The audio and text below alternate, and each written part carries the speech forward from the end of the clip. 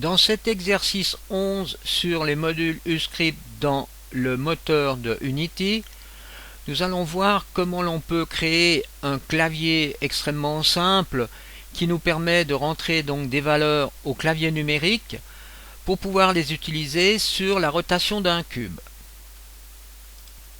Alors comme vous le voyez, là j'ai créé un cube donc au centre du monde, donc au centre des coordonnées X, donc en rouge, Y en vert et Z, donc X, Y, Z à 0. Vous avez aussi la représentation ici. Ensuite, je vais faire tourner donc le cube suivant l'axe des X, des Y et des Z.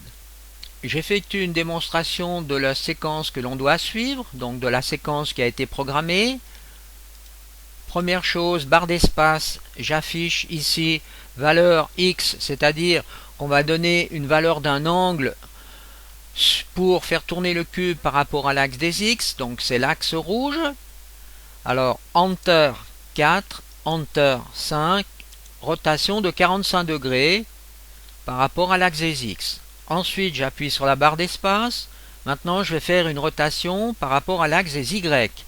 Enter 4, Enter 5, rotation par rapport à l'axe Y de 45 degrés. Et je fais la même chose par rapport à l'axe Z. Enter 4, Enter 5, rotation par rapport à l'axe Z. C'est l'axe en bleu. Alors ici, vous voyez, j'ai respecté les couleurs R, G, B, rouge, vert, bleu, qui correspond X, Y et Z. Alors maintenant, ce qu'il faut bien avoir à l'esprit, c'est donc le système d'axes, donc X, Y, Z, mais où se trouvent les valeurs positives et les valeurs négatives. Alors ici, eh bien, dans le système de Unity, le monde, donc c'est X, Y, Z à 0, donc le centre du monde, 3D.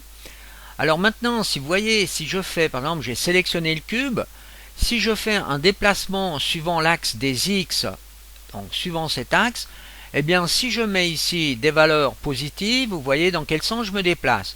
Si je mets des valeurs négatives, je me déplace dans ce sens. Alors ça, il faut bien l'avoir à l'esprit pour la suite de la programmation. L'axe des Y, eh bien c'est l'axe de la hauteur ici. Positif, on va vers le haut. Négatif, on va vers le bas. Pour l'axe des Z, ici, le positif, vous voyez, vous allez dans ce sens et le négatif dans ce sens. Ce qui veut dire que si je mets mon cube en X, par exemple, valeur de 4, en Y, une valeur de 4, et en Z, une valeur de 4, je me retrouve à cet endroit par rapport au système de coordonnées des axes, par rapport au système des axes. Avant d'attaquer la programmation, je vous montre vite comment j'ai créé mon système d'axes. Alors vous voyez, j'ai utilisé donc 3ds Max. Bon, donc là, j'ai pris un cylindre et puis j'ai pris ensuite un cône que j'ai attaché ensemble et que j'ai coloré ici, vous voyez, avec une matière extrêmement simple, donc qui est définie dans le Material Editor. Donc ce sont des matières vraiment extrêmement simples qui ont été réalisées ici. Donc ensuite j'ai fait la même chose pour les trois axes avec les différentes couleurs. Alors vous voyez ici vous avez donc trois pièces complètement différentes.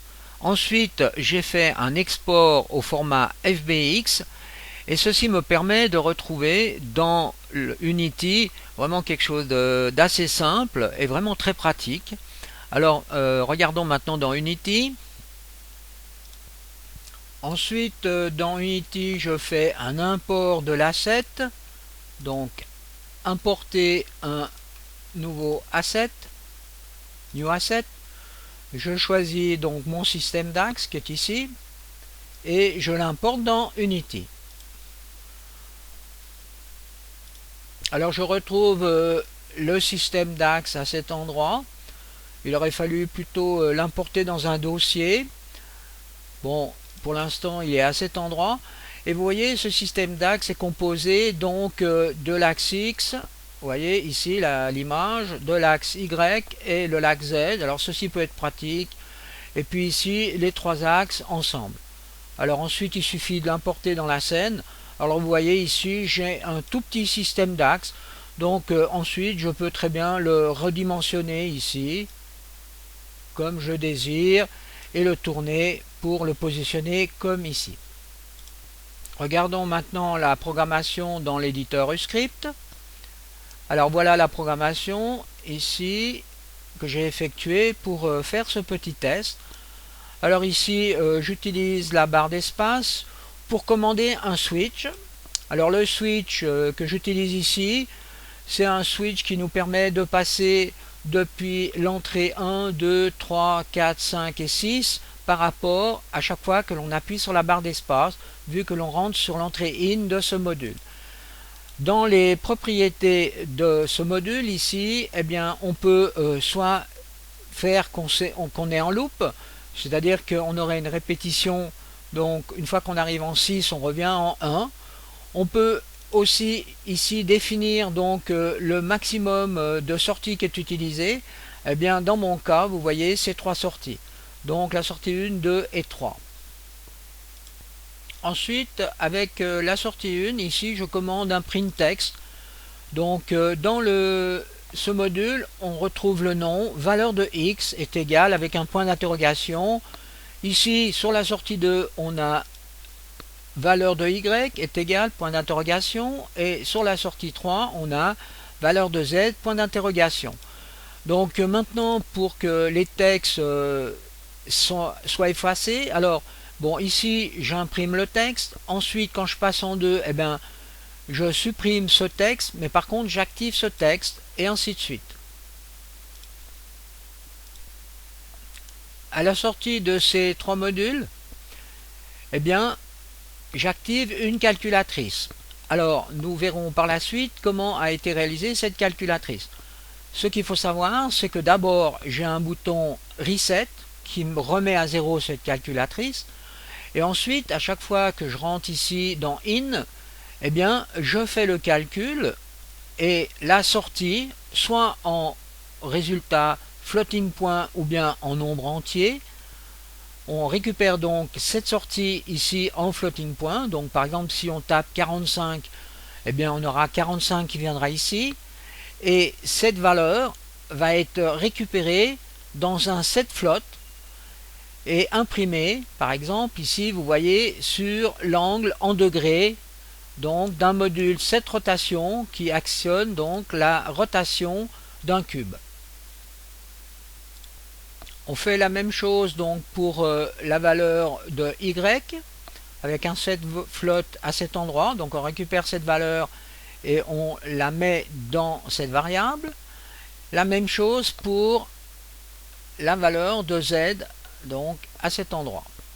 Alors ici eh ben, il faut faire encore une chose, c'est qu'il faut mettre des gates pour verrouiller donc les entrées cette float, car autrement on aurait carrément la même valeur dans x, y et z. Alors ici j'ai utilisé des gates. Alors eh bien au départ ce gate est faux, c'est-à-dire que la porte est fermée. Donc ici et là les portes sont fermées. Donc la première fois que l'on envoie une impulsion, ici on va passer simplement, par exemple au départ dans x. On met d'abord la valeur dans la variable x. Ensuite, quand on arrive sur la 2, eh bien, on rend ouvert cette porte. Et à ce moment-là, le signal passe par ici. Et c'est là où on va dire set float. On va activer le module set float. Et ensuite, à la sortie, ici, vous voyez, je réinjecte et je referme cette porte. Par contre, là, eh bien, quand je serai sur la sortie 3, je vais ouvrir cette porte, ce qui fait que le signal va passer à cet endroit. Et on va mettre le set float donc dans la variable y, z, dans la variable z, et après eh bien je ferme cette porte. Et bien maintenant on va regarder comment a été fait cette calculatrice ici. Et bien cette calculatrice en réalité est une sous-séquence que l'on retrouve ici, vous voyez, dans graphe. Donc ce serait calculatrice new. Voilà, c'est cette calculatrice que j'ai donc utilisée dans ce programme. Eh bien, allons voir où ce programme a été créé. On retrouve donc ici le programme qui permet de capturer des valeurs au clavier numérique et de les transmettre dans une variable de sortie. Alors vous voyez ici, bon, c'est assez compliqué. Alors c'est une façon de faire qui est assez simple. Je me suis pas trop cassé la tête pour chercher une optimisation donc à ce programme. Donc là vous voyez qu'il y a quand même beaucoup de modules qui sont présents.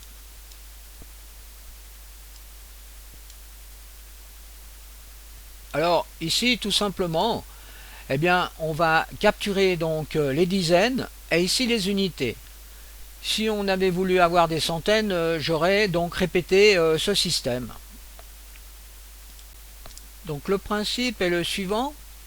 À chaque fois que j'appuie sur une touche du keypad, donc la touche 0 du clavier numérique, la touche 1, la touche 2, la touche 3, et ainsi de suite. Donc ici vous voyez, vous avez donc toutes les touches du clavier.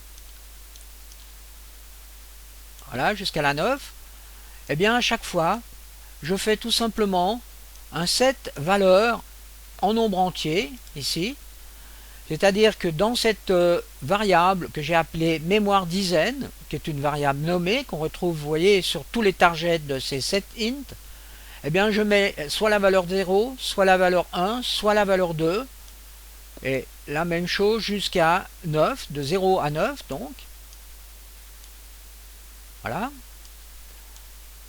Donc ça, c'est la première partie de la programmation. Je ferai la même chose ici, vous voyez, pour les unités, mais cette fois-ci, je mettrai ça dans une mémoire unité.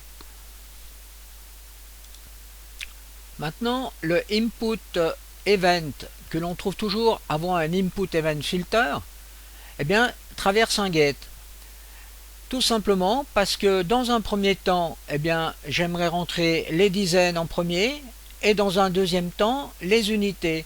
Alors donc j'ai deux get qui ferment ici ou bien qui sont ouverts suivant le cas où je suis en train d'introduire des dizaines ou bien des unités. Alors ensuite, eh bien, ici on a donc un get qui est par défaut sur false, c'est-à-dire est fermé. Donc la porte est fermée par défaut. Donc dans les deux cas. Maintenant, pour ouvrir la porte, eh bien, j'utilise ici, vous voyez, un switch qui est piloté par la touche retourne du clavier. Donc en premier, je dois donc d'abord effectuer un enter ou appuyer sur la touche retourne pour envoyer une information au switch qui me dit, dans un premier temps, ouvrir la porte des dizaines. Grâce à ce fil qui se trouve ici, on en fait un open get. On tape donc sur une des touches du keypad la valeur que l'on veut. Cette valeur passe dans la mémoire des dizaines. Ensuite, eh bien, on doit fermer cette porte. Eh bien, pour fermer cette porte, j'utilise ici un Send Custom Event Ball.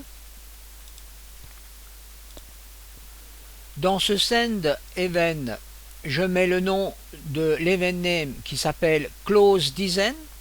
Ensuite, je introduis une valeur vraie dans une variable dizaine. Donc, et je récupère cet événement dans ce module ici, Custom Event Ball. Donc, le nom de l'event name, eh bien, c'est Close Dizaine, que l'on a donc introduit à cet endroit. Et on fait un compare ball donc de la valeur qui est récupérée ici. Donc si la valeur qui est ici est bien vraie, ici, à ce moment-là, avec le compare ball, vous voyez, eh bien je ferme la porte plus exactement. Ça veut dire que j'ai introduit la valeur des dizaines dans la variable mémoire dizaine. Donc là, j'ai utilisé ce système avec deux modules pour éviter de refaire, vous voyez, des liaisons comme ça, donc qui aurait un petit peu encombré la programmation. Ensuite, on fait la même chose donc pour l'unité. Donc on va ouvrir, vous voyez, grâce à ce fil ici, on va ouvrir cette porte là. on va pouvoir introduire la valeur de l'unité. Et même principe ici, je fais un send custom event, mais cette fois-ci je mets close unité et je mets une variable unité à vrai. Donc ici on peut encore vite regarder, vous voyez l'event name close unité est écrit à cet endroit. Et je récupère donc ici la valeur de l'événement, un compare-bool, et je ferme la porte des unités. Maintenant que l'on a introduit la valeur des dizaines et la valeur des unités, eh bien ici on a un petit calculateur qui fait tout simplement mémoire dizaines multiplié par 10, puisque ce sont des dizaines, et on additionne la mémoire unité. Le résultat apparaît à cet endroit. Ici j'ai un convertisseur de variables pour mettre la valeur éventuellement en floating point. Et là, eh bien, ici, bon, j'imprime à l'écran la valeur. Alors là, on a un système de string avec résultat égal, le résultat égal en floating point que l'on imprime dans un print text à cet endroit. Alors, de la même façon, vous voyez ici, on donne des informations donc à l'utilisateur. Ici, on a un print text qui nous dit appuyez sur la touche return pour commencer à ouvrir le switch, donc pour arriver sur output 1. Ensuite on nous dit ici presser un nombre et appuyer sur la touche return pour passer justement, donc là on a les dizaines, ensuite on passe aux unités, là je répète le même message, et ensuite eh bien on obtient la valeur en étant en sortie 3 à cet endroit, et on pilote donc le multiplicateur. Maintenant, vous avez constaté une chose, comme c'est une sous-routine, eh bien on utilise des commandes externes. Ici, ce sera la touche input, là, ce sera la touche reset, là, ce sera la touche loop, et ici, on a le résultat en nombre entier, et là, le résultat en floating point. Et ici, on a une sortie haute du module. Donc, les sorties external connexion se trouvent à cet endroit. Donc là, je vous laisse un petit moment donc le diagramme de la programmation pour que vous puissiez la récupérer éventuellement.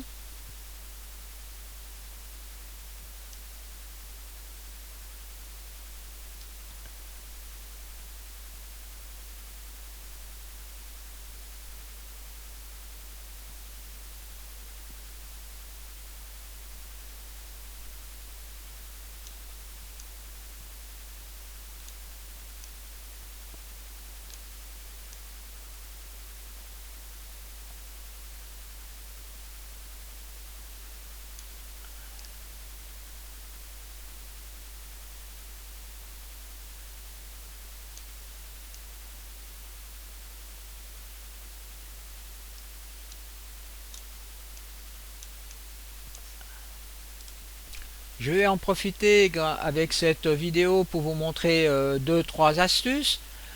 Alors ici, vous voyez, on peut créer des favoris, c'est-à-dire des modules. Il suffit de cliquer dessus pour tout de suite les avoir à disposition. Eh bien, pour créer ces favoris, c'est extrêmement simple. Il suffit d'aller chercher un module, par exemple dans la liste ici. Alors on prend un module audio, on fait un play sound par exemple, et on voudrait que ce play sound soit dans les favoris. Eh bien, vous voyez, on clique, donc on a ici le play sound, on clique à cet endroit et on ajoute par exemple en 7 le play sound qui vient s'intégrer dans la liste des favoris. Vous pouvez donc aussi rétracter les favoris ou bien les rendre accessibles. Maintenant, une autre astuce, si par exemple vous voulez recentrer donc tout votre graphique au milieu de l'écran, il suffit d'appuyer sur CTRL H pour recentrer, voyez, le graphisme au milieu de l'écran. Une autre astuce extrêmement intéressante est la recherche d'un module dans notre programmation. Alors là, quand on commence à avoir des programmes avec beaucoup de modules, on aimerait bien pouvoir rechercher assez facilement un module. Eh bien, il existe ici une facilité. C'est dans Toolbox, vous cliquez à cet endroit et vous faites contenu. Et voilà maintenant tous les modules qui sont contenus dans votre programme actuel. Alors, si on veut par exemple chercher ici INT10, on clique sur la loupe et là, on a les propriétés du module. Alors, essayons peut-être autre chose. Un get et propriété du get. Et là, il est suréclairé. Donc, puisqu'il est sélectionné, Input Event Filter. Voilà. Donc ici, on a les propriétés du module. Alors, ceci est quand même extrêmement pratique pour retrouver des modules dans la scène quand la scène commence à devenir très complexe. Alors, je vous conseille de suivre toutes les vidéos car j'explique de temps en temps des petits trucs et astuces que l'on peut utiliser dans l'éditeur Uscript. Donc, si l'on revient dans le programme principal, donc on a donc ce module que l'on vient d'expliquer, calculatrice new. Donc cette calculatrice se trouve donc dans Graph, calculatrice new. Donc vous voyez les external connexions que l'on a programmées dans ce module, eh bien se retrouvent ici. Donc la sortie des résultats en floating point ou en nombre entier, la sortie output, l'entrée et le reset, ainsi que la variable loop que l'on peut activer ou désactiver. On a encore la possibilité d'ouvrir plusieurs fenêtres dans cet éditeur en allant chercher ici, vous voyez, Add Tab, par exemple la scène. Donc voilà la scène que l'on utilise actuellement. On rajoute un autre tab qui est par exemple l'inspecteur. Alors on va dans scène, on sélectionne le cube et on va dans l'inspecteur et on a les propriétés du cube. Donc ceci est quand même assez pratique. Donc l'éditeur Uscript intègre en somme les fenêtres de Unity. Et là vous retrouvez la force de cet éditeur, c'est qu'une fois que vous avez créé donc ces différentes fenêtres, eh bien ces différentes fenêtres, vous pouvez encore les positionner donc toujours dans l'éditeur Uscript. Donc c'est un outil quand même extrêmement puissant et bien pensé. Et maintenant, pour conclure, effectuons un nouvel essai. Alors ici, j'ai appuyé sur la barre d'espace, donc valeur de x. Alors on appuie sur Enter, on rentre un nombre, les dizaines, 9, 2, 92 degrés. Maintenant, on fait tourner par rapport à l'axe des Y.